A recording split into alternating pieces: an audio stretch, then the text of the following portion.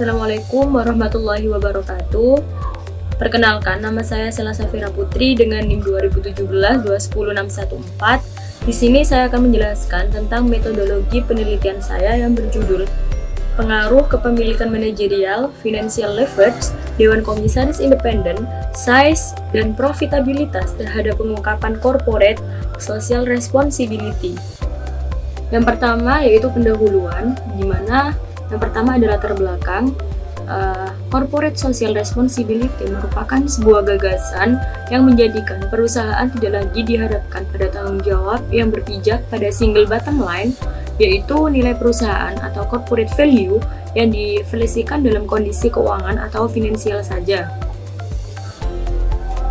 Lalu dari penelitian terdahulu yang terkait dengan corporate social responsibility didapatkan hasil yang masih perlu dipertimbangkan kembali di penelitiannya karena terdapat hasil yang berbeda. Penelitian yang dilakukan oleh Yulia Setyarini dan Melvi Paramita tahun 2011 menunjukkan hasil bahwa kepemilikan manajerial berpengaruh terhadap CSR secara parsial maupun simultan.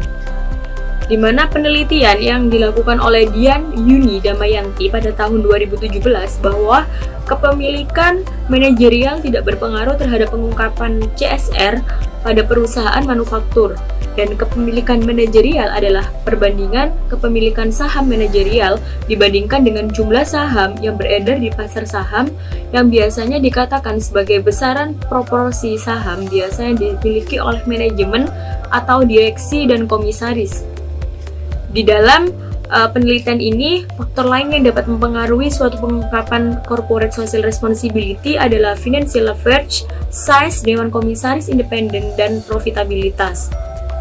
Lalu yang kedua yaitu ada rumusan masalah, di mana saya menguji yang pertama, apakah struktur kepemilikan manajerial secara simultan berpengaruh signifikan terhadap pengungkapan corporate social responsibility.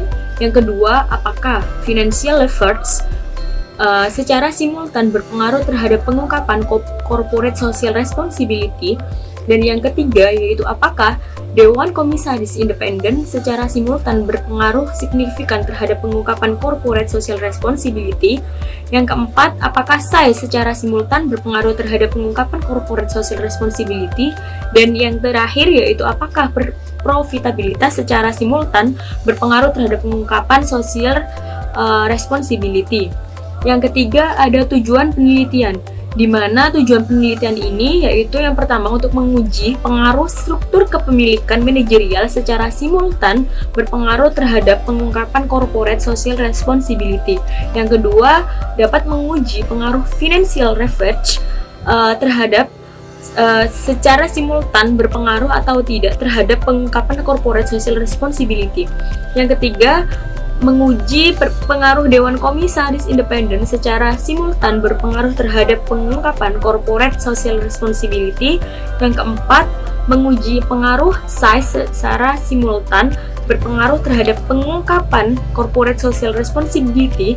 Dan yang kelima yaitu menguji pengaruh profitabilitas secara simultan berpengaruh terhadap pengungkapan corporate social responsibility.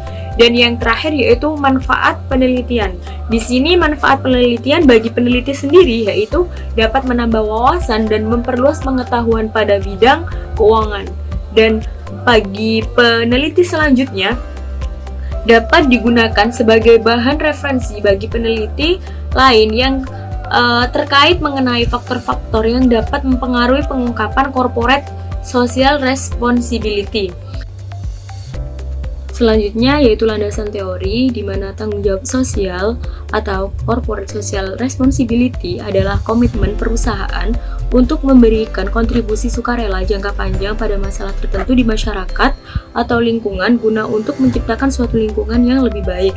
Lalu ada kepemilikan manajerial adalah tingkat kepemilikan saham oleh pihak manajemen yang secara aktif terlibat di dalam pengambilan suatu keputusan.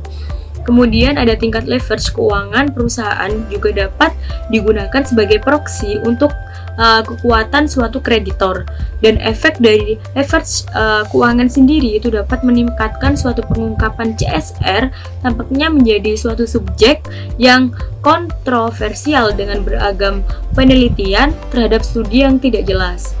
Lalu ada komisaris independen, di mana komisaris independen ini diperlukan guna untuk meningkatkan suatu independensi dewan komisaris terhadap pemilik saham yang nantinya menjadi mayoritas sehingga dapat memangku suatu kepentingan perusahaan di atas kepentingan lainnya. Lalu profitabilitas sendiri itu dapat dilakukan guna untuk mengukur suatu rasio kemampuan perusahaan dalam menghasilkan laba bersih berdasarkan tingkat penjualan, aset, dan ekuitas.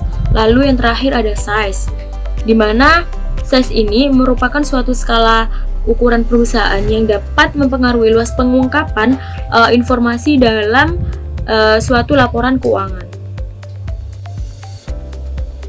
Selanjutnya yaitu kerangka penelitian, di mana menurut Abdul Hamid, kerangka penelitian merupakan sintesa dan serangkaian teori yang berhubung dalam tinjauan pustaka yang pada dasarnya merupakan suatu gambar sistematis dan kinerja teori dalam memberikan solusi atau alternatif dalam solusi dari serangkaian masalah yang ditetapkan. Di sini saya akan mengambil beberapa hipotesis yang akan diteliti nantinya, yaitu hipotesis yang pertama, kepemilikan manajerial, financial leverage, dewan komisaris independen, size dan profitabilitas terhadap pengungkapan corporate social responsibility. Lalu hipotesis kedua yaitu kepemilikan manajerial berpengaruh secara signifikan terhadap pengungkapan corporate social responsibility. Lalu hipotesis ketiga yaitu financial leverage berpengaruh negatif secara signifikan terhadap pengungkapan corporate social responsibility. Kemudian hipotesis keempat yaitu dewan komisaris independen berpengaruh secara signifikan terhadap pengungkapan corporate social responsibility. Lalu hipotesis kelima yaitu size berpengaruh positif secara signifikan terhadap pengungkapan corporate social responsibility. Dan yang terakhir hipotesis keenam yaitu profitabilitas berpengaruh positif secara signifikan terhadap pengungkapan corporate social responsibility. Selanjutnya yaitu metode penelitian. Yang pertama yaitu rancangan penelitian. Di sini rancangan penelitian dapat diambil berdasarkan metode penelitian yang akan diteliti nantinya. Yang kedua yaitu batasan penelitian. Variabel independen yang digunakan yaitu kepemilikan manajerial, financial leverage, dewan komisaris independen, size, dan profitabilitas. Lalu sampel yang akan diteliti yaitu perusahaan manufaktur yang terdaftar di Bursa Efek Indonesia. Lalu teknik yang akan diteliti menggunakan teknik purposive sampling. Kemudian periode yang akan diteliti yaitu pada periode tahun 2013 sampai 2018. Selanjutnya yaitu identifikasi variabel, di mana dalam penelitian ini menggunakan variabel dependen dan juga independen. Artinya variabel yang digunakan itu menggunakan variabel terikat dan juga variabel bebas. Di sini variabel dependen yaitu corporate social responsibility atau biasa disebut dengan CSR. Lalu variabel independennya yaitu kepemilikan manajerial, financial leverage, dewan komisaris independen, size, dan profitabilitas. Selanjutnya yaitu definisi operasional dan pengukuran variabel. Yang pertama yaitu corporate social responsibility atau CSR dapat dilakukan dengan pengukuran standar pengungkapan sustainability report oleh Global Report Initiative atau disebut GRI. Yang kedua yaitu kepemilikan manajerial, yaitu dapat dipromosikan dengan presentasi saham yang dimiliki oleh manajemen. Yang ketiga yaitu financial leverage, dapat dipromosikan dengan DER atau biasa disebut dengan debt to equity return. Kemudian yang keempat yaitu dewan komisaris independen, dapat dilakukan dengan pengukuran melalui indikator presentasi anggota dewan komisaris.